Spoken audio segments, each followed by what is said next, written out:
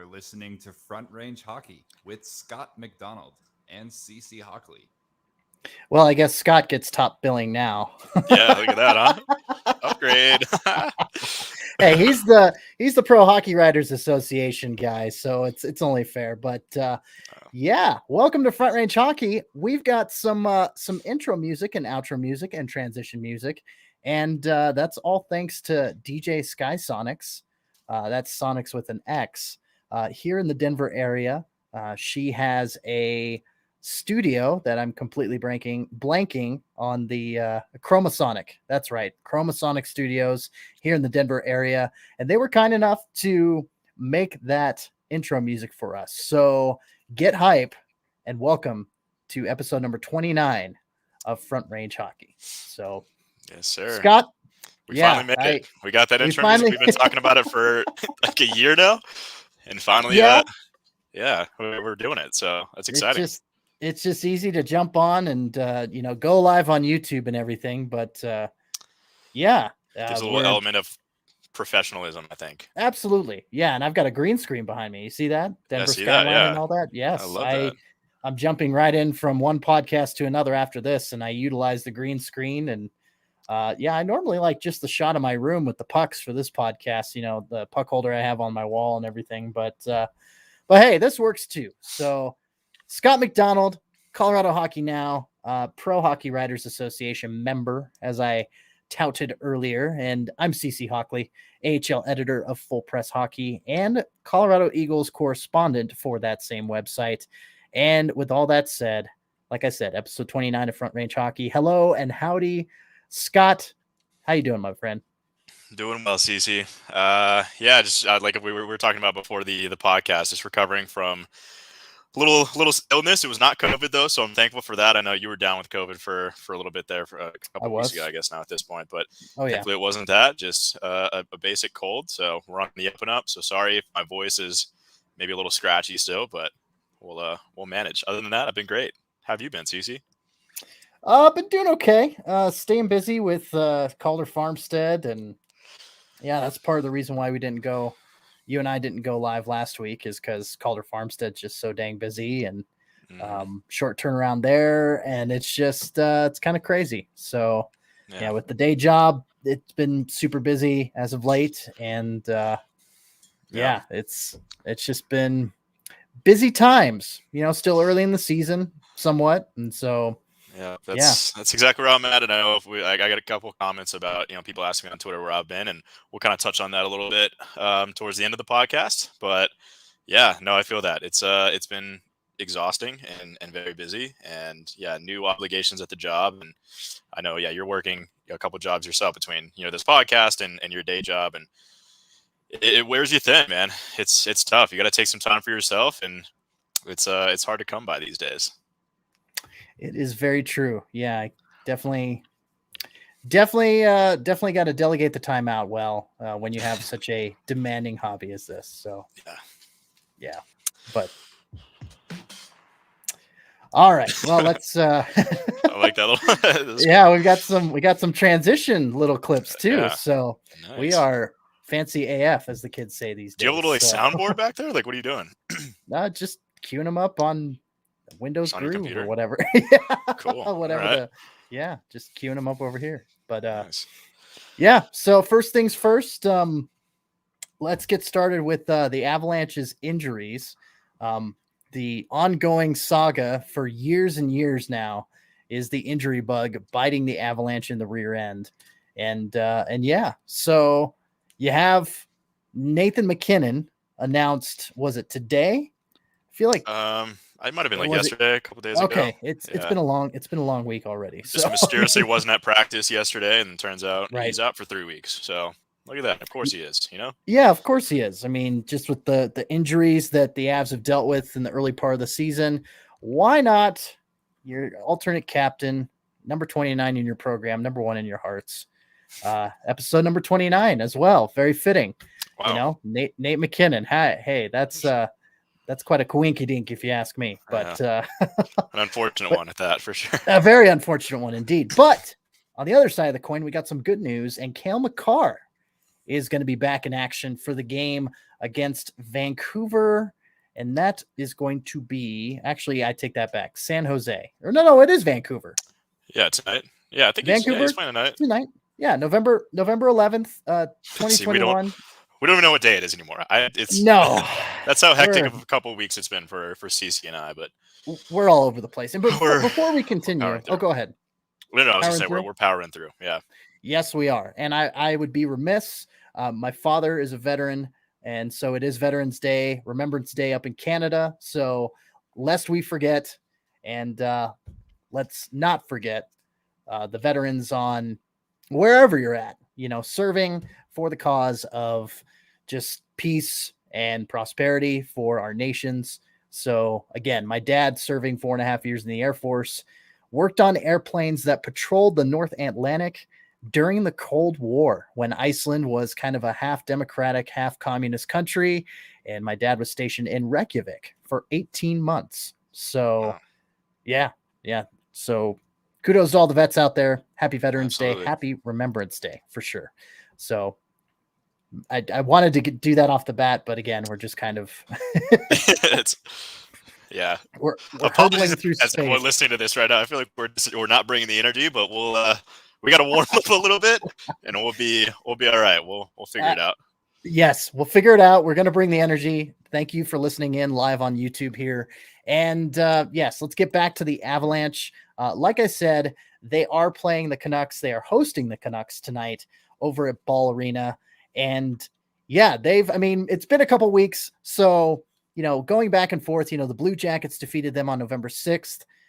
Feels like, 5 days in between games, that feels like an eternity, especially with how, back-to-back things are, or at least 2 games in 3 days, 3 games in 4 days it can get in the NHL and everything like that. But yes, the Blue Jackets did defeat the Avalanche. And Scott, just to go back to that Blue Jackets series for a moment, it's just brutal. It was just brutal. The Avs had did they have a 2-0 lead over the Blue Jackets in the last game? Yeah. And then they let in 3 goals in a row. I think they were up 2-1 actually in the third period. And then I saw them start to give that lead away. And it was the same. Gosh, it was the same on Wednesday, November 3rd, hosting the Blue Jackets here in Denver. They lose 5-4 in overtime. And I believe they were up 4-1 at one point in that game. And it's just like they are suffering from the Colorado Eagles and what they have in the fact that they cannot close out games. They do not have, at least against the Blue Jackets, they do not have that killer instinct. No. And that's been a common complaint for, the better part of 2 or 3 seasons now is that killer instinct. And it's something, me and Adrian Dater, my colleague, and we've talked about that a lot. And that's kind of, I tend to focus in on the physicality of things. And I know we talk about it a lot on every podcast. I think that's the biggest thing that the Avalanche lack. And, Dater's always said it's the lack of killer instinct, which, that's pretty evident here in the, first 10, 11 games of the season. It's been brutal. They were up, 2-0 in that first game against Columbus, then let in 4 unanswered, clawed their way back to tie the game, and ended up losing in overtime. And then the most recent game, just, blowing a lead in the third period is absolutely unacceptable, and losing 4-2, whatever it was. It's concerning, to say the least. And I think it's easy to blame it on injuries and, all the stuff that the Avalanche are going through, and, how the pipeline's injured as well. Like, there's a bunch of Colorado Eagles prospects that are, they're down for the count too, including, Martin Kaut and Shane Bowers, and some of these guys that should be the call-ups are obviously not options anymore for them. So it's a very depleted lineup, and a lot of their high octane offensive players are out. And, of course it's going to be tough to win games like that, but those are excuses, and we don't like to make those. But if you're going to point, your finger at one thing that's really affecting the Avalanche, it's the fact that they can't stay healthy. And that's been the story for, 3 or 4 years, but this is particularly bad. And, we could say this is maybe a good thing to get this out of the way early on, lose your backup goaltender and, your star player, Nathan McKinnon, and, a few other guys have missed games here and there. It sounds like, Nichushkin's coming back, and Makar is, he's missed a few games, but he's back as well. But, it's tough. Like some of your best players are out, and you're, basically icing an AHL lineup, like 40% of an AHL lineup. And, the best offensive players in the Avalanche that are available to them are depth guys. They're like 3rd and 4th liners, not necessarily guys that are going to, score all the goals for you. So it's been tough, and people are already calling for Coach Bednar's head, and of course, just over the last couple seasons, I think it's always easy to point fingers at the coach, and after blowing it in the playoffs to Vegas last season, and now kind of just trickling over to this season, obviously not a great start for them, at all. So I get it, but at the end of the day, we're like 10 or 11 games into this thing. We're an eighth of the way through the season. We got time, and it's going to be a rough 3 weeks, I think.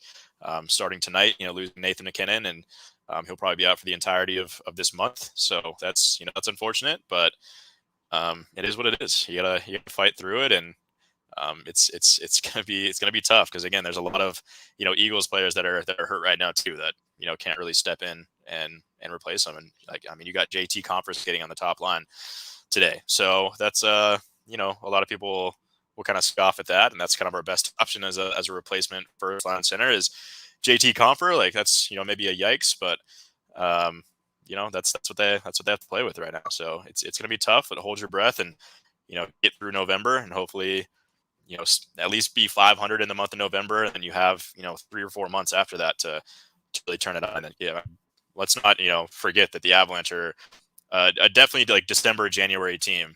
They thrive in the winter months, and tend to go on big 5-10 game win streaks during those months over the last few seasons at least. And we've talked about a little bit a couple podcasts ago, the Avalanche always kind of start slow. That's right. Always been the nature of the beast.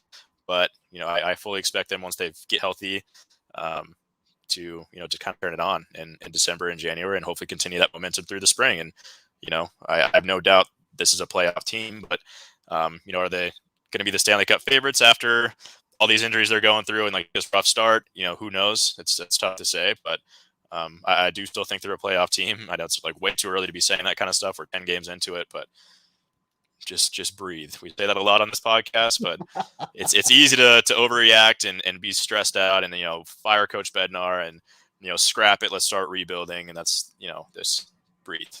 It'll be fun. We'll get to Comfer here in just a second, but I've noticed.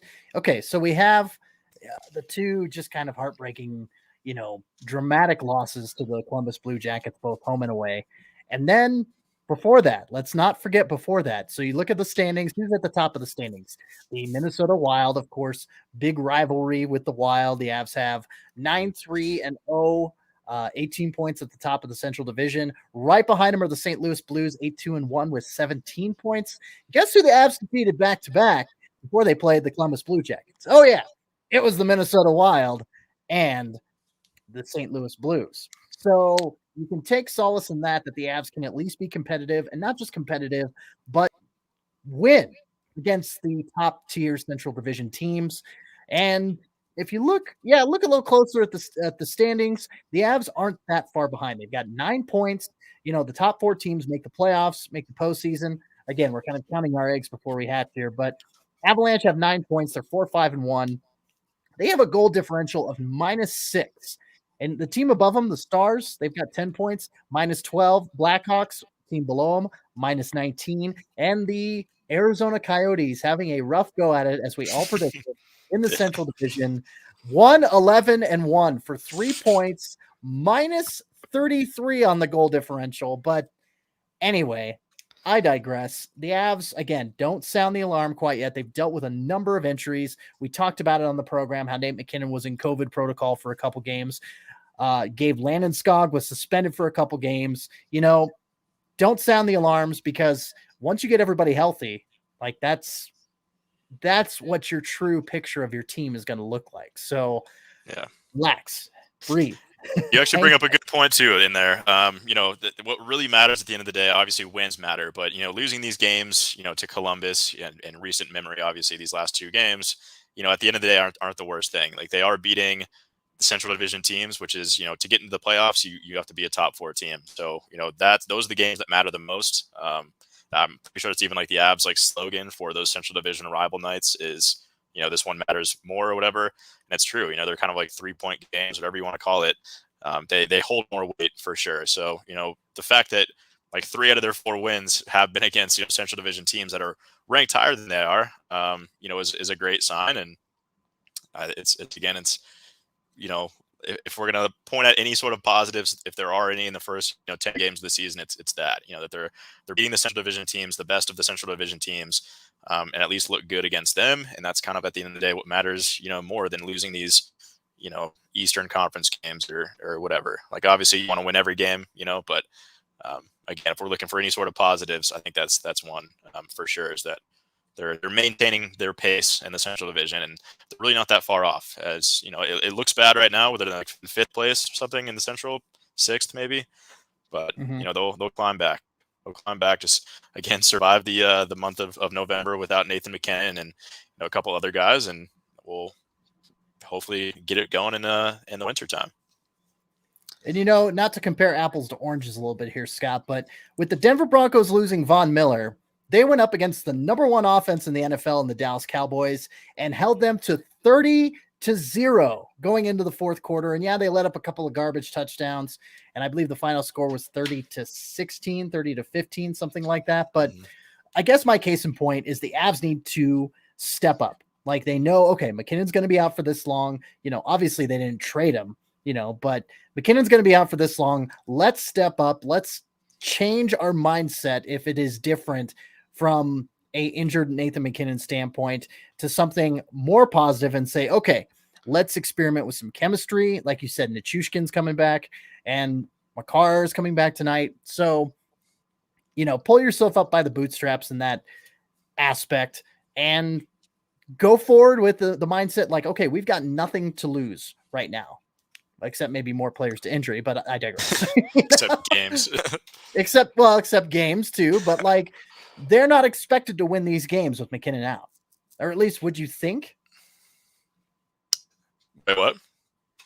Would they be expected to win these games with McKinnon out? I mean, it's going to be tougher for sure, but I mean, obviously to have McKinnon is gonna help, but yeah, I think like you said, it's that next man up mentality, and I honestly fully expect them to kind of rally behind that. It's like we're missing our best player. He's obviously the leader of that locker room. Like Gabe Landeskog has the C, but everyone kind of follows. Leads. I guess McKinnon leads by example, and everyone kind of follows him. So it's gonna be tough not having him in practice or on the ice in games, but it could serve as a rallying point, I think, for them. And if they just stay 500 in these games without McKinnon, or a couple games above 500, that's great. I consider that a win. Let's try to maintain a 500 pace through the month of November. Let's get him back. He's going to be firing on all cylinders. He's going to have 3 weeks of rest. He's going to be feeling great, and he's kind of had a slow start to the season too. A lot of people have noticed that, and I've noticed that as well. So this might be good for McKinnon as well. Like if he's missing 3 weeks here to get a different perspective on the game and kind of breathe in, breathe out, reset, physically and mentally, and come back and put up 100 points in like 60 games. We'll see what happens. But again, it's all, I think the motto of this month is just survive. Just survive. And speaking of just surviving, I know you brought up JT Compher, and of course, when there's trade rumors going around, you're going to have JT Compher's name attached to it. It's been that way for the past number of seasons, but I'm also seeing Sam Girard's name getting floated around there. And I know that defensemen for the Avalanche are a bit of a premium right now. But Compher and Girard, do you see Joe Sakic making a deal either soon-ish or at least before the trade deadline comes around for one or both of those guys? Yeah, I don't know. That's tough. I mean, right now, that's it's even harder since they're some of your better performing players, and you're already missing some guys. So I think now it's a little too early in the season. But I mean, rumor was like Jack Eichel came out on a podcast and said that he thought for the longest time he was going to the Avalanche, and there's obviously conversations that were had there, between Joe Sakic and Buffalo, the Sabres GM, and Jack Eichel knew about it. So that's exciting. It would have been great to land him. I think the asking price was a little bit too high. They're trying to go for, Alex Newhook and, possibly Byram and, some first round picks. It would have been a lot to give up, but it would have, yeah. That's a win now move. But, the point is like, that's where Joe Sakic's at right now. It's like, it's been a rough start to the year. They sold a lot of good pieces. This is inarguably, this team took a step back, offensively at least, in the talent department between last season's club and this season's club. Like, there's no doubt about that. But still, the fact that he's making runs at Jack Eichel means he's in win now mode still, and he's willing to wheel and deal and do anything he can to improve this team and try to win this year. So yeah, I mean, that's exciting. It would have been nice to have Eichel, but yeah, I think if you're looking at trade bait, it's going to be the JT Conference, and especially on the back end, like a guy like Sam Girard, especially with so much talent coming up on the back end for the Avalanche, and Justin Barron and Bo Byram is having a breakout season already. I know we're only 10 games into it, but he looks fantastic, and everything that was advertised when they drafted him 4th overall. Obviously, you have Cale Makar. Like, I mean, they're talented and stacked on the back end, and he's got great trade value. I think Sam Girard's contract is $5 million a season for the next 4 or 5 years. That's incredibly cheap for a very talented player. And if you can get some offensive firepower back in exchange for him, then I say absolutely do it. So I think it might be a little bit too early. We'll see where things are at.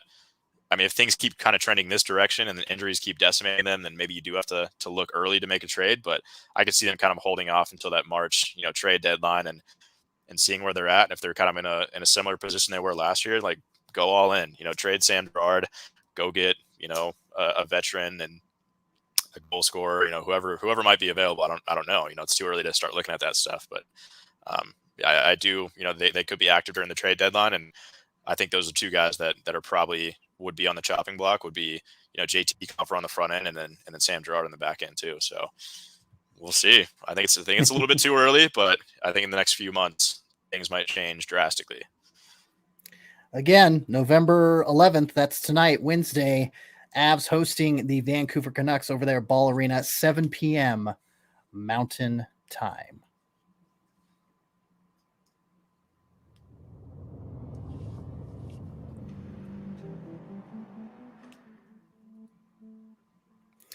Wow. The intrigue. Yes. All right. So to our next topic, let's go to the Colorado Eagles. We'll head up north to Loveland. And the Eagles, like I said last time, they were on a bit of a rough stretch. They were, losing 1-goal games, 3-goal games. In fact, those are the only games that they've had so far. Doing my research is that that's the only records I saw. Is it either 1-goal game or 3-goal game? Whether they're winning or losing, those are the only games apparently that the Eagles want to participate in 2021-22. But coming into the month of November, well, actually the end of October as well, Eagles finally getting the monkey off their back against San Jose after losing their first 5 games. They win in overtime off of a Kiefer Sherwood game-winning goal. 5-4. They get that first victory. They drop one to Stockton 6-3, but that's not a big surprise because Stockton's one of the top 2 teams in the Pacific Division. They host Texas, defeat Texas, and defeat the Stars 2-1 and 4-1 on November 2nd and 3rd in Loveland. They go out to California. They beat the San Diego Gulls 3-2, and then they lose a 1-goal game to the division-leading Ontario Reign 4-3. And I have to say that they've turned things around, especially considering they went 0-5 those first 5 games of the season. They've now won 4 of their last 6, and they've at least kept 1 game competitive against the top 2 teams in the Pacific Division. Yeah, no, it's a great turnaround, which is, I think a lot of that was fueled by Alex Newhook being, in the lineup the last few games. And, he played very, very well. And unfortunately, when you do that, you get called back up to the NHL, and the Avalanche need it, obviously. So, they look good, and Dylan Sakura, I mean, looks incredible as well. Kiefer Sherwood continuing his success from last season as well, and I think he's leading the team in goals. Yeah, 7 goals so far this season, 10 points in 8 games. It's great. So the offense is finally starting to click. That's really good to see. And we talked about this a few weeks ago. Like, I think it's just the way the Eagles operate and the Avalanche operates. It seems to always be a slow start at the beginning of the season. And then, give it a month in, and they seem to be firing on all cylinders and looking good. So, yeah, the fact they've won 4 of their last 6 is, nothing to scoff at. But I'll be interested to see how they, perform without, the likes of Alex Newhook in the lineup. And, He was kind of leading the charge down there for the last couple of weeks. So we'll see what happens. They might take a little dip, but hopefully they have that confidence, which we talked about 2 weeks ago in that podcast, how the confidence Right. is everything in sports, and just string together 2 or 3 wins, and then you're like, okay, no one can beat us. We got this. That's the mindset you have, the mentality you have, and I think that's what we're seeing with the Eagles, and the opposite of what we're seeing with the Avalanche. Like, you cuff up a couple leads, and then you lose those games. You're like, damn, we suck, and we're without Nathan McKinnon and all these guys. Like, we can't win. There's no way. And you get stuck in your head, and it's a deadly cycle. So hopefully the Avalanche snap that one tonight, and hopefully the Eagles continue doing what they're doing. Yeah, and the Eagles, again, same problem as the Avalanche, lacking the killer instinct, lacking that ability to close out those games. And it just, again, they've either had 1-goal games or 3-goal games. And I believe that the 3-goal games have always been against them. Like that, the second game of the season was against Henderson. And let me double check that real quick. Yeah, second game of the season against Henderson, they lost 6-3. And then the other 3-goal game was against Stockton, and they lost, guess what? 6-3. So apparently when they do go to 3-goal games, they just lose 6-3. But to keep it close, and not just keep it close, but to close it out. And you mentioned Sekera, you mentioned Kiefer Sherwood, you mentioned Alex Newhook. Let me expand on those guys for a little bit in the grand scheme of things in the AHL. Sekera tied for 4th in league scoring, 5 goals and 8 assists. Not too shabby. Kiefer Sherwood tied for 2nd in goals in the league. He was called up to the Avs, as we covered, but he also leads the league in shots on goal with 53 shots on goal in 11 games. I mean, shooter's going to shoot, and I guess Kiefer Sherwood is going to shoot. Good things happen when you shoot the puck. That's that's what they say. Every coach, whether you're a peewee, coming up in hockey, or you're an NHL coach, they'll tell you to just throw pucks on net. Good things happen when you do that. You're going to get a rebound, or it might sneak in. Like, that's just the way it is. And I think that's been a big revelation for, obviously, Sekera, but Newhook too. I think I've noticed him. He was shooting the puck a lot more than he was, and it's not a bad thing. And another guy like Jacob McDonald's a guy that just is fearless when it comes to shooting the puck. He'll shoot from everywhere, and he gets rewarded for it often. But even if he doesn't score, like, he's getting compliments from the coaching staff about how, like, he was engaged in the play, doing all that kind of stuff. So yeah, I mean, pucks on net, that's the biggest cliche in hockey, but good things happen when you do that. And it affects not only your stat lines, but your team as well. Well, again, in Sherwood's first year with the Eagles last season, him and TJ Tynan, Tynan was the facilitator. He's always been one of the best, if not the best playmaker in the AHL at the AHL level. And of course, Tynan heading to the LA Kings organization, playing with the Ontario Reign, putting up great numbers this season. Eagles aren't jealous or anything, because they've got Dylan Sekera, and Sekera, maybe a little bit of a downgrade from TJ Tynan, Tynan winning the MVP and everything last year, but I just say a skosh, a little bit, because again, 5 goals, 8 assists, he's tied for 4th in league scoring. So, Sekera, Sherwood on that top line. Wow. And then you put Newhook in there. Newhook's stats for rookie scoring, he's tied for 3rd. He's got 4 goals and 7 assists. He's 2nd in rookie power play points. Shots, he's also 2nd for 30 in rookie shots on goal, and game-winning goals as well. And rookie game-winning goals, he's 2nd in the league as well with 2. And of course, again, he's also called up with the Avs. Let's talk about Jordan Gross, though. So Jordan Gross played last season with the Arizona Coyotes in a handful of games, mainly taxi squad fodder, but he has surprisingly surged ahead after finding his footing here with the Eagles. And after 3 assists in his first 5 games, he now has 7 total points in his last 6, 3 goals and 4 assists. The last game played against the, why am I forgetting? Ontario Reign. The last game played against the Ontario Reign, he scored 2 goals. So, 2 of his 3 goals coming in 1 game. He's tied for 2nd in power play points amongst defensemen with 5. He also has 2 power play goals, which is tied for first amongst defensemen in the AHL. Tied for third league-wide in assists, again, amongst defensemen. And he is first in the league. Another shooter going to shoot. 35 shots on goal, leads Just the about league. to say, it's like, see, we're seeing the correlation. Like, that's, if I was a coach, like, I don't know, I would never, like, there's obviously more game planning that goes into it, but it's like, I'm telling my players to shoot the puck wherever the fuck they are on the ice. Like, I mean, in the zone, obviously, like within reason, but it's, again, there's clear statistical correlations between, shots on goal and good things happening. And I think that's, hopefully something that I think the Eagles are noticing, and hopefully the Avalanche, discover that as well soon enough. Yeah. And it's probably not surprising, Scott, that with these two guys alone and boasting that statistic, that the Eagles are third in the AHL regarding shots on goal per game, 34.55 shots per game. And they're not just keeping the puck, or putting the puck on net rather, but they're also keeping the opponents from putting the puck on net, because the Eagles are also ranked third in shots against per game, 25.91 shots against per game. And it was only kind of a matter of time that the Eagles were going to kind of right the ship in regards to that. A big knock against the Eagles, unfortunately, is their their penalty kill. Their power play is great. Power play, they've had 14 power play goals on 57 chances this year.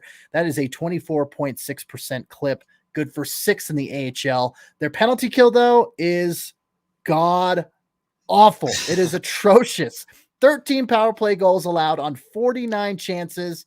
That is 73.5%. That is bad. That is 29th out of 31 teams in the AHL bad. So, yeah, that's just not crazy. It's usually a strong point of Greg Cronin's teams. He's a defensive minded coach, and usually the power play kind of lacks, and the penalty kill is like top 3, top 5 in the league. The past like 2-3 years at least, and yeah, it's a little surprising, and maybe it's some of those guys that departed from last year's teams.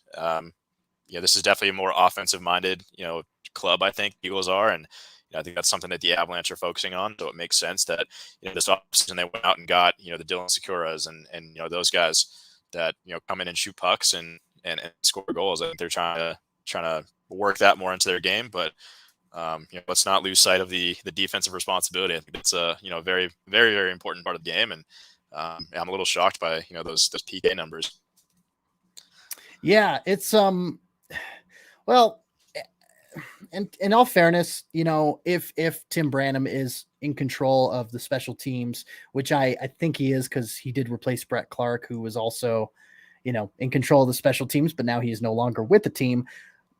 Tim Branham is probably encountering a bit of a learning curve when it comes to AHL penalty kill as opposed to at the ECHL level. So I'm going to give Tim Branham the benefit of the doubt. Granted, their penalty kill is hot garbage right now, but to get it together, to get your systems put together, and to really utilize that diamond formation of those 4 guys on the PK, and to make sure that you're getting sticks in passing lanes and getting bodies in passing lanes, and making sure that you can clear the zone at least 2 or 3 times during the penalty kill. Because if you don't clear the zone, once or maybe at all, I mean, you are putting a ton of pressure on either Justus Aunanen or Trent Miner. I think Hunter Miskos right now is down with an injury. Don't quote me on that, but judging by his style of play and actually calling up Trent Miner from the Grizzlies, that's, if it walks like a duck and talks like a duck, it probably quacks like a duck. So that's just me reading the tea leaves, as it were. But yeah, I mean, the penalty kill, looking back on that article I wrote a few weeks back, like, why are the Eagles winless? What is responsible for this? I mean, it's Branham. It's getting settled in at the AHL game, but you look at, let me look back here. Hang on. You look at power play, special teams. Here we go. All right. Yeah. Colorado finished last season ranked 6th on the power play and 5th on the PK, 84.2% kill. And yeah, they were 62.5% when I wrote this article 3 years ago on the penalty kill. And that was in the basement. So they have improved, but just not a whole lot. I mean, right. they're still in the basement of the AHL when it comes to penalty kill, but there is room for improvement. Again, 4 of their last 6 games, they have won. And I'm going to look over at my Peanuts calendar just to make sure the times are correct. They are playing Texas this weekend on the 12th and the 13th. That is Friday and Saturday at 7 p.m. Central. So if you're watching on AHL TV, that's going to be 6 p.m. Mountain, 5 p.m. Pacific if you're a Avs / Eagles fan in California, which I know there's a few. I know there's a few of you guys out there. Definitely. So yeah, Eastern time, of course, it's going to be a late night. Yep. It always is. It always is on the East. I tell you, spending a weekend in Washington, D.C., when you're watching football and seeing the quote early games start at 1 p.m. 1 p.m. Yeah. Oh my God. It was such a bizarre thing. Yeah. Was, time is literally different. Like, over on the East Coast, it's days seem very long, and I feel bad, especially those games where, there's, I know a bunch of Avs fans that are on the East Coast, and when they're playing in California, it's a 3-hour difference, and it's like, a 7 p.m. start, and Anaheim is 10 p.m. For our friends in New York or whatever, like on the East Coast, and it's like, Jesus, like you're gonna be up to like 2 a.m, like watching this goddamn game. And Godspeed, it's a true testament to the to the fandom of the Avalanche. But yeah, I'm not envious at all. I'm glad I'm locally based on the team that I cover and don't have to worry about it. Well, hey, shout out to the Eurolanche fans. I know they've got a big following over there in Europe, and I can't even imagine. It's like 4 a.m. They're like waking up watching like hockey games. Like, wow, that's dedication. That's true fandom, like you said. So it's thankfully we're here in the Mountain Time Zone, but they are going to be over in Texas. And Scott, I can't remember if I mentioned this last episode, but I have heard from official sources that it has been obviously not released to the public yet, but it is all but set in stone that the Eagles for the 2022-23 season are moving to the Central Division. Is that right? Yes. I have this on. Oh, yeah. I have this on good faith from a friend of a friend. Okay. You got to love those sources. Yeah, it makes sense. Like we saw that coming for a while. Just regionally, it makes sense because the Eagles got screwed with the Pacific Division. Like they have to travel the furthest of any team, and right. It's always tough on them. One, cost wise, to have to stay at hotels more often than their brethren, and the travel as well. It kind of sucks, but that's awesome. That's good for them. That's good for the entire organization. That one, cutting some costs, but also to play teams that are actually in your division. And to be so centrally located, pun not intended, for once, from my end, to be so centrally located. I did the math about this a couple years ago, and I had to go back to an old Twitter account that I used to run for the site that I used to work for. And I did the math, and the mileage, the Eagles are actually closer to a number of teams in the Central Division, just as the crow flies, than they are in the Pacific Division. And so that's actually going to work out better. You bring in the Coachella Valley Firebirds, who released their branding on November 5th. So last Friday, they are coming in as the 32nd AHL franchise. They would hypothetically bump the Pacific Division up to 10 teams, but I think we're going to have a little bit of a lopsided go of it. You're going to have 9 teams in the Pacific Division. I don't think, as much as I've hypothesized it, I don't think Tucson is going to make the move to the Central Division as well, because then you would have 9 teams in the Central Division. And because the Central currently has 7, or do they have 7 or do they have 6? I can't. I can't remember off the top. I think they have 7 currently. So if the Eagles pump over, they're going to have 8, and so there's going to be 9 and 8, and you're looking at 32 teams. You're looking at an even break there, and so I don't think Grand Rapids would be probably the most viable candidate to bump over to the North Division. So the Eagles are going to go over to the Central. Yeah, there's 7 teams in the Central. That's my mistake. I forgot there were 6 teams last year. Milwaukee came back, but I don't think Tucson makes that move. I think you have 9 teams in the Pacific Division. I think the Eagles still have a number of teams in the Pacific that they'll play next year, probably more so than any other of their Central Division brethren.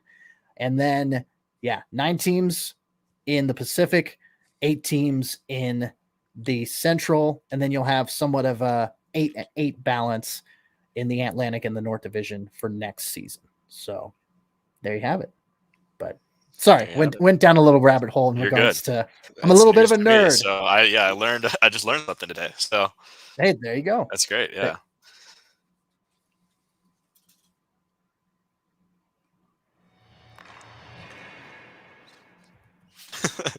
Got to get used to these transitions. I was gonna say like there's just like an awkward like 5-second pause. Right. Oh, Yeah, I there got it to is. keep. Okay. Yeah.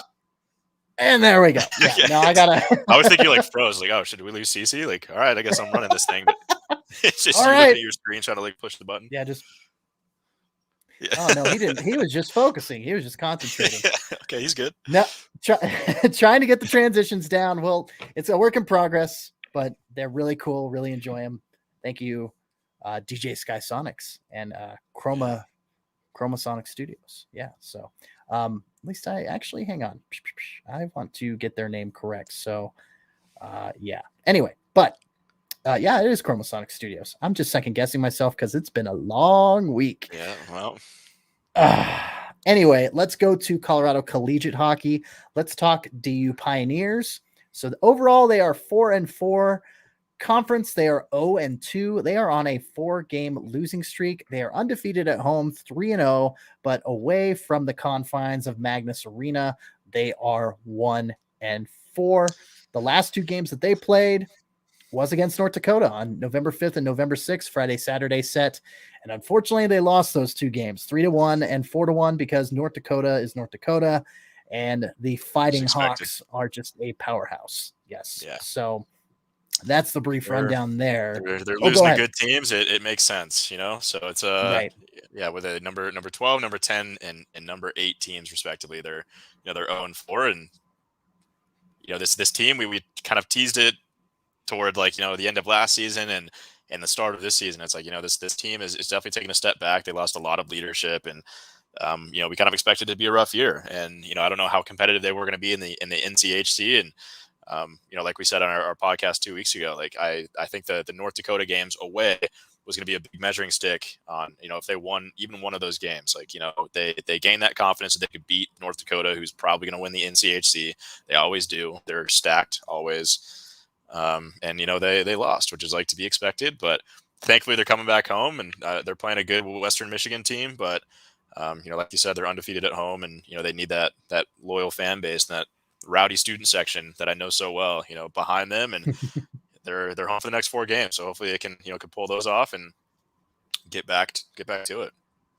Well, it's interesting you bring up the rowdy student section, because they have been on the road the last 4 games. They went up to Providence, they played Boston College, and then they played University of North Dakota up there in Grand Forks. The next 4 games they have are going to be in Denver, are going to be at Magnus Arena.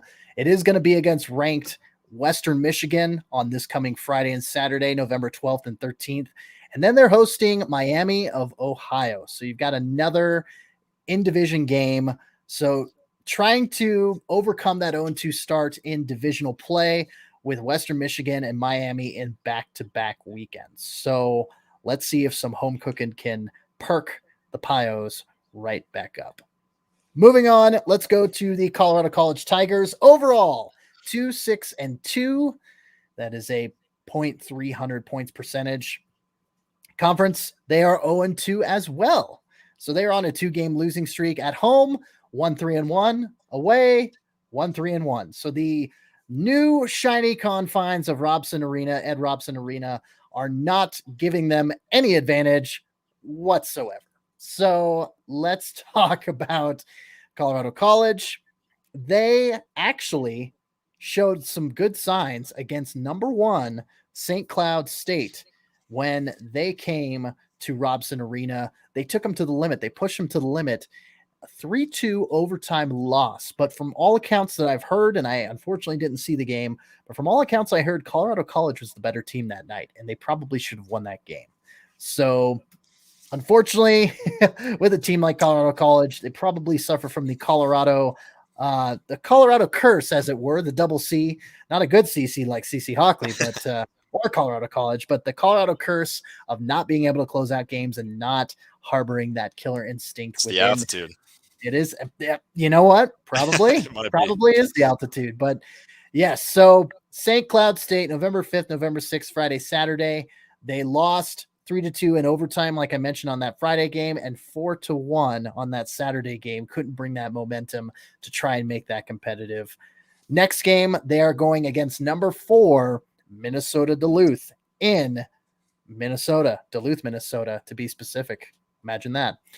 November 12th, 13th, this Friday and Saturday. So they are going to be on the road for the next 4 games. Quite the opposite is Denver.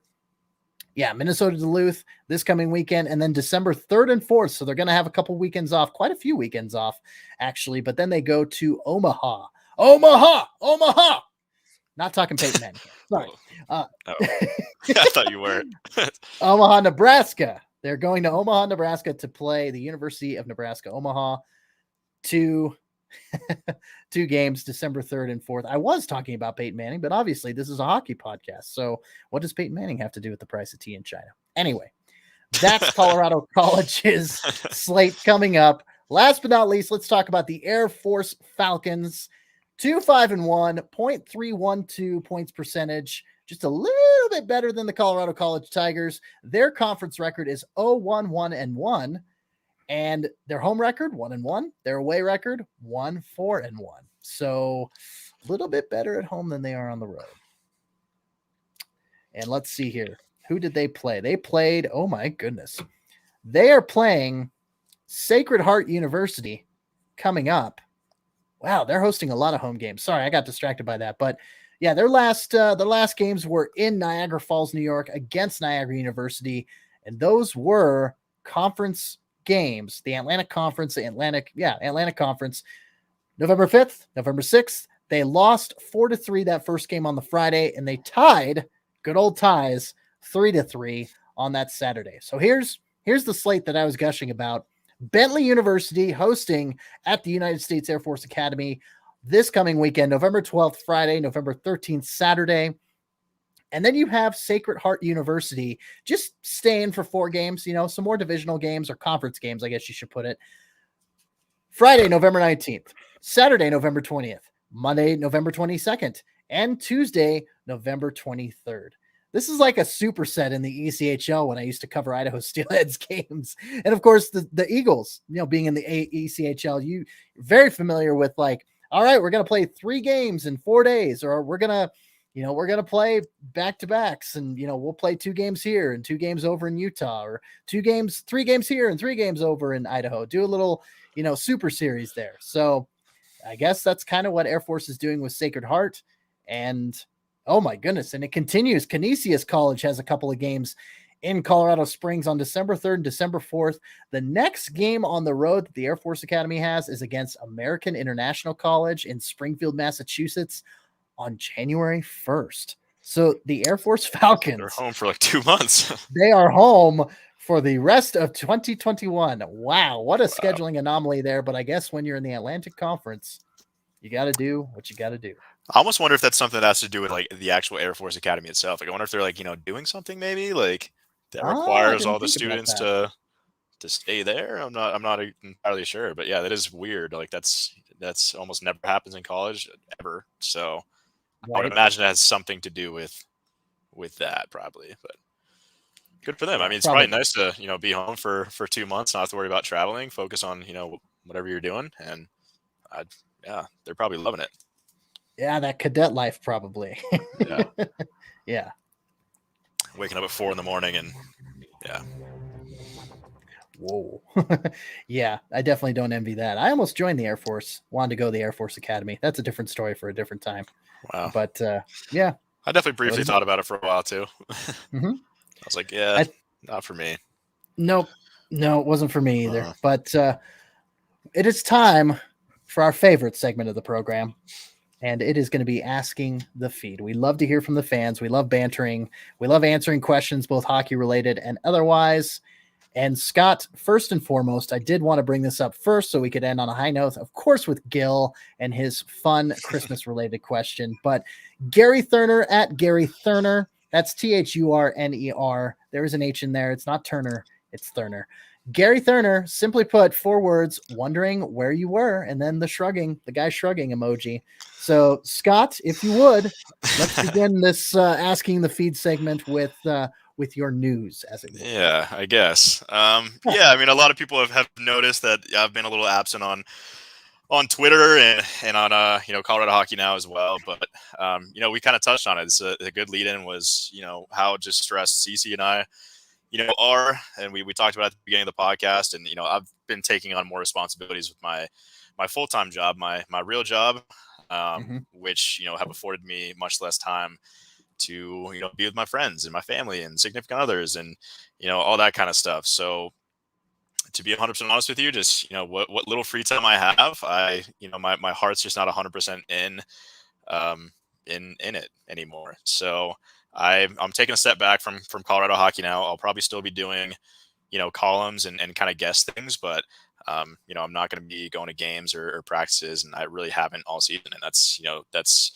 been a point of issue for the site and myself is just, the only really free time, I can't leave and go to practice at 10 in the morning. Like, it was nice last season when everything was done on Zoom, but now if you want to get quotes, you have to be there in person. And I can't just, leave my desk for 3 hours and go cover, an abs practice, which I wish I could, but unfortunately I can't. So my only availability is really on Saturdays and Sundays. And, by then I'm just so burnt out from the work week that I want to go hang out with friends and, go on hikes, or, ski season's coming up, and, I want to focus on that stuff. And I've always been a big, proponent of, mental health first. And that's kind of where I'm at with this decision. So I told Dater that, I want to take a step back, and he fully supports that. And, the site's in good hands with Dater, obviously. And then he brought on, Terry Fry to kind of take my seat in the press box. And he's been doing that, all season. He's been doing really, really well. So it's not, goodbye. It's just so long for now. And I'll be back. I'll probably still try to get something up like at least once a month or every other month, a Scott take or, a column here and there. But I will be, less active on Twitter and less active on the website, obviously. And that's okay. I'll be back for sure. But I think, it's time for me to breathe a little bit, take some time for myself and my friends and all that kind of stuff, and focus on, my career. Well, good. Maybe you and I can actually grab a beer. Yeah, seriously. I know we say that every podcast, but yeah, I know it's gonna happen. Yeah, it's gonna happen.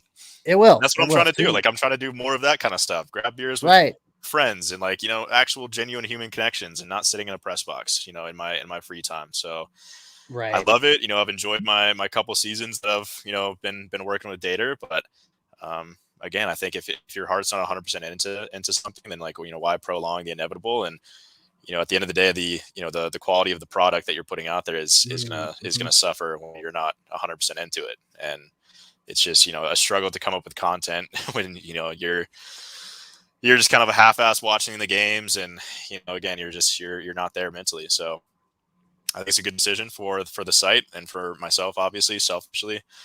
But I'll be back again. It's goodbye for now, and I'll see you guys soon. Exactly. I'm not leaving this, by the way. We've already, me and Cece have already talked about that. I'm not quitting the podcast. I'm not quitting. I'm not 100% pulling out of this. Like I said, I'll still be writing a little bit, now and again, and we'll still be doing this podcast. But it's mostly just, I can't go to games and practices, and that's an issue. It was a lot easier when I was on Zoom because I could kind of take my time, but I can't anymore. Right. Dervzuki says, "Good for you, Scott. Enjoy," with the beer glasses clanking together. Cheers. So, nice. Cheers. Thank you, Derv. Appreciate it, bud. Speaking of which, let's take a question from Fred J himself at Dervzuki. He also said, "I like your new background, Cece." Well, thank you very much. It's nice to have a green screen, aka I'm actually in North Denver right now. No, I'm in North Denver, but it's at dusk. Look at the beautiful skyline behind me. Yes, it actually looks like how it does right now in downtown I know Denver. that's kind of why I do it, is because it's like it literally is dusk outside here in Denver, and I live in Thornton, so it's like, oh, this is kind of the view. I'm a little bit closer in the green screen than I am in real life, but that's beside the point. So this is actually CC makes a lot of money. This is actually his penthouse in the low high neighborhood of Denver. Yes, actually, green screen my ass, CC. Yeah, okay. Scott, you're blowing my cover. Knock it off, man. Gosh. Oh, all right. Well, hey, Fred says, which NHL team surprised / disappointed you the most in this early season? I guess I'll go first. I mean, I'm disappointed first and foremost in Seattle. I was really expecting them to do a lot better than they were, and it's it's an exciting new franchise. It's been years in the making, and to finally, yeah, they have a good roster. Like, I mean, Mhm. maybe I would say just like on paper a better roster than like what Vegas had. 3, 4, or 5 years ago, whenever it was at this point. Like, but they rallied around the Misfits title, and I guess that's maybe what Seattle is lacking. There's a little too much hype for Seattle, and they're not really living up to it. So I'm disappointed in them, I think, a little bit. And I guess surprised by there's a few teams. I mean, like Edmonton is doing really, really well. Wasn't expecting that. I've always imagined them as a pretty mediocre team, like pretty like 500. But and Minnesota, I can't say I'm too surprised. Obviously, I'm surprised by the Avalanche. I was expecting them to do a little bit better, but given the circumstances of the injuries and all that, it's not too surprising. But Minnesota, I think as soon as they got Kaprizov back, I knew they're going to be pretty good. But 9-3 to start the year is nothing to scoff at, and they're scoring goals like crazy. So I guess those are my answers. Florida and Carolina coming out of the gate strong. I think we've known that Carolina and Florida have had the potential and the pieces in place to be strong, and they have been strong in years past, but I just in such a commanding fashion, 10-2-1 for Florida in their first 13 games and 10-1 for Carolina in their first 11 games played. It's like they're coming out and they're throwing haymakers in the Metro and the Atlantic. So, both of the Southern Belt teams, just kind of a surprise for me. Edmonton, that's kind of why I shook my fist, because I was going to say Edmonton as well. Seattle, of course, you would think that they would be a little bit higher and not be dwelling in the basement in the Pacific right now, but Vegas, and I know injuries have been playing a part in Vegas's, 6th place out of 8 teams in the Pacific as well. But yeah, I would say Vegas is kind of a surprise and a shock, but pleasant surprises there in Carolina and Florida to be leading in such a dominant fashion in their respective divisions, and Edmonton, kind of, showing their potential and it's showing up in the standings as well. They'll probably choke in the playoffs like they always do, but I mean, but hey, at least McDavid and Draisaitl are going to score, 100 points, 120 points each, 50 points each or whatever. Yeah, right there. It's like they need to figure that out. Like, I almost want Edmonton to it's like McDavid is, probably the best player of our generation. I mean, I guess Crosby, but like of this new generation of like players, like McDavid is, McKinnon's up there too, but McDavid has just crazy skill, and it sucks that he's just on a team that's not good at all. I think he's, it could be one of the situations where it could get ugly. Like he might stay another year or two in Edmonton, but if they keep just dropping out in the first round of the playoffs, I could see him demanding a trade, and that's going to be a wild situation to watch unfold. But I hope he excels for sure. Yeah, and I was going to say something else, but that's right. Durfzuki's comment. I got distracted. Sorry. That happens. Durf was saying that I bought Max Penthouse. Did I? Well, Durf, a little geography lesson in Denver. Max Penthouse was more towards Union Station, which is right in the heart of downtown Denver. Right next to Union Station. Yeah. Yes. Yeah. So I did not purchase. Good theory, though. Very good theory. That was a cheeky little response there from Durf. See, it looks like the way, yeah, I would say like you look like you're in the lower Highlands. Yeah, for sure. I do. Yeah. Yep. That's yeah, what it looks like. Maybe I am.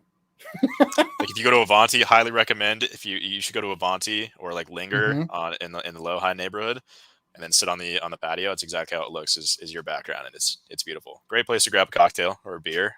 Yeah. Some food. Yeah. I would totally be wearing a short sleeve polo as well with how cold it is outside like too. 30 degrees outside. Oh yeah, not so much. Well, hey, thank you for the question, Durf, and also thank you for the question, Gary. Forgot to mention that earlier as well. Next up, we have the Desktop Penguin at Desktop Penguin, supporter of the podcast, both in the past, paying for ads financially and otherwise. So, thank you for your question in advance. Bo Byram has taken a huge leap forward so far this season. Assuming he continues his play, do the Avs need to trade someone? Or do we really think Jack Johnson or Ryan Murray are going to be okay spending extra time in the press box? kind of touched on this a little bit, but Yeah, another side of the coin to the question. Yeah, I guess I mean, yeah, like we'll just go back to the Sam Girard thing. Like it is, and it was always puzzling, the fact that I didn't think Jack Johnson was going to make this team. Like I thought there was just no room for him. What's the purpose of this? But yeah, he's played, pretty solid, and I'm not mad at the move at all. But yeah, I mean, it created a bit of a logjam, and there's going to be an odd man out. And to be honest with you, I'm benching Ryan Murray. I don't mind sitting him in the press box. He's been very unimpressive to me. McDermott shouldn't be allowed within 500 feet of NHL ice. But so there are options to sit, in the press box.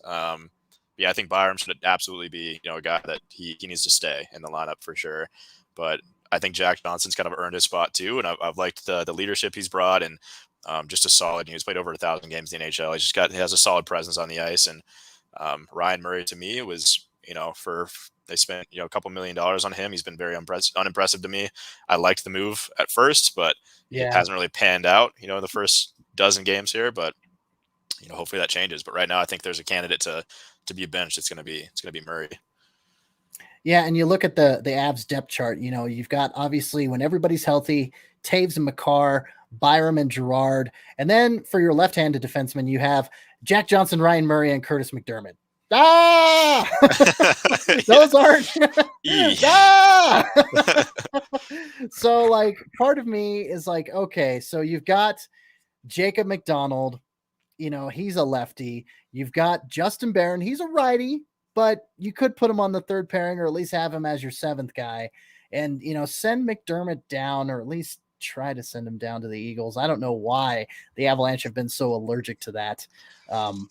Sending McDermott or even Ryan Murray if they can down to the Eagles, but you put them on waivers, you might lose them, I guess. But still, yeah, Barron, Jacob McDonald, keep McDermott 500 feet away from an NHL arena. Couldn't have put it any better myself. Build him a house in Loveland, he's staying there. Yes. Just have him stay with Coach Cronin in Loveland and make him behave himself. Yeah. Oh, well, thanks, Descott Penguin. Appreciate it. Last but not least, let's wrap up the program with the traditional and habitual question from Gil Mainklang @_Gil Mainklang. Okay, we're venturing into Christmas here. I know it's early November still, mid-November, actually, we're encroaching on, but Gil asks, Die Hard and Gremlins, are these Christmas movies? Gil says, I say yes, because Christmas is an integral part of each movie. Your thoughts, Scott? Take it away. 100%. I've never been more confident in an answer. Those are both Christmas movies. Die Hard is one of the best Christmas movies of all time. Gremlins actually just watched, I think, last holiday season. So same thing with I had actually never seen Die Hard before Christmas 2019 when my mom. I just saw it's a joke on social media every year when it comes around. Die Hard's the greatest Christmas movie of all time, and is it a Christmas movie? Is it not? So my mom made me watch it during Christmas in 2019, and I actually loved it. It was great. I think last year we kept with the tradition of non-traditional Christmas movies, and I think we watched The Gremlins, and it was I would also consider it a Christmas movie. I think anytime it's obviously I guess it's not the thesis of the movie, but anytime the surrounding is based in Christmas, and there's some soundtrack music with Christmas stuff going on, even though it's not traditional, I consider it a Christmas movie. It puts you in the holiday spirit. There's snow on the ground and holiday cheer, and I would say 100% they're Christmas movies. Before I give my answer, Durf again chiming in. Not sure why they didn't try McDermott on the fourth line as a winger. He would be way less of a liability.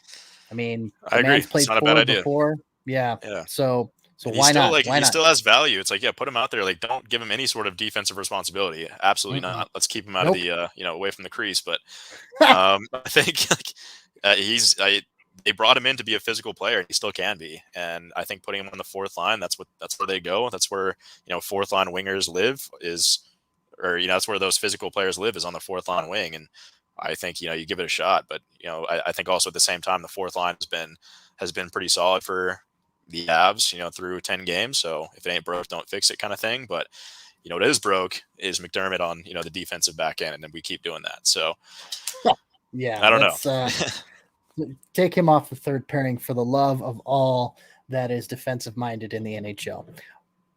My answer for the Christmas movies. So I will confess, I have not seen Gremlins.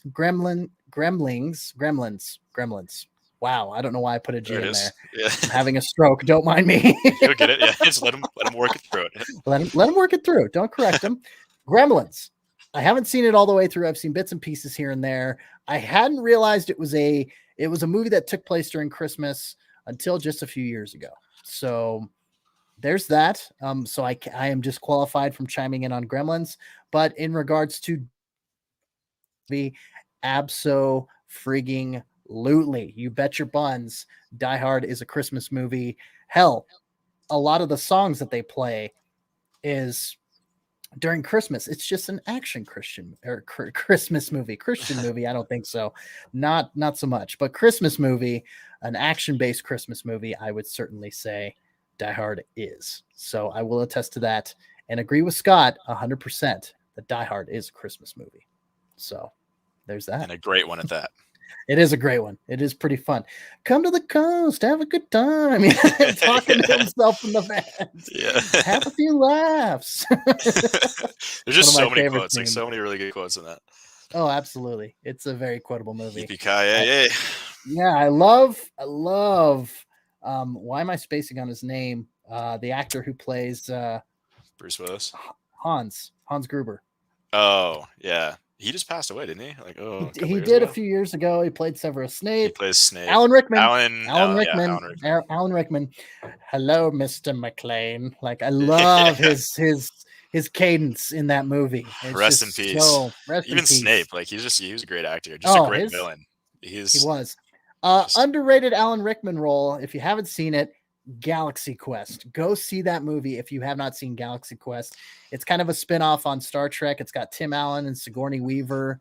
And that sounds like Rickman. If I type that in Rotten Tomatoes right now, there's no way it's above like 25%. You know what? Before we sign off, what the hell? Yeah, Galaxy Quest. Let's find out. That's coming in at 19%.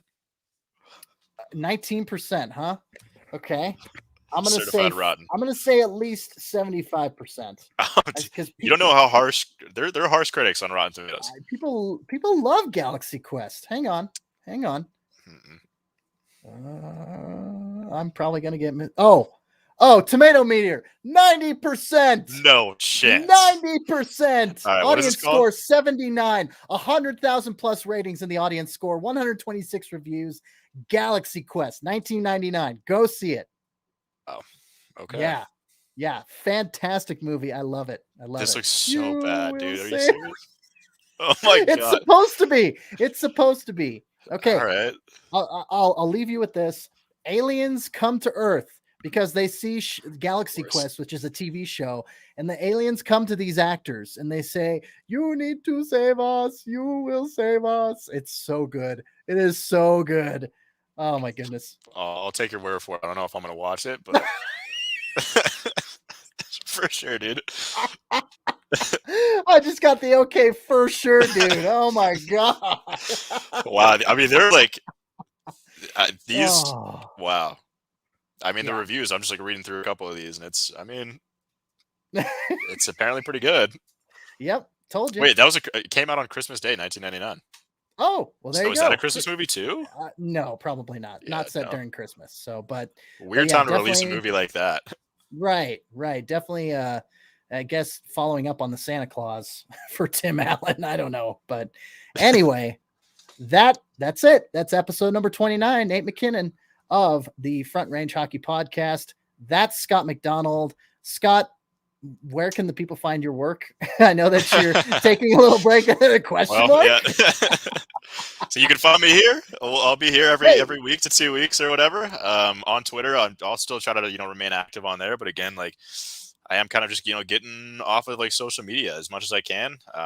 And I'll still be chiming in, interacting with people, and I'm not just gonna stop. But definitely take it a step back. I'll be posting far less frequently, but if you do care, I'll be on Twitter at offscottfree, at 0ffscottfree, and again, normally posting a few times a week on coloradohockeynow.com, but also taking a step back on that. I'll probably, only post 1 or 2 times a month, but look forward to that. I'll be tweeting it out as well. And again, it's not goodbye forever. It's just, so long for now. So I'll see you guys soon.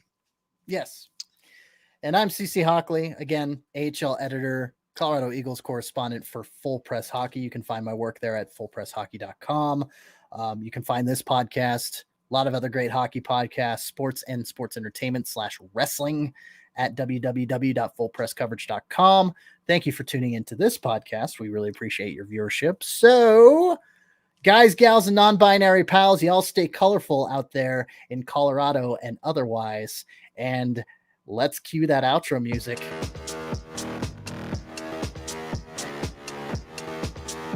So official. Oh, yeah. Dude, we party.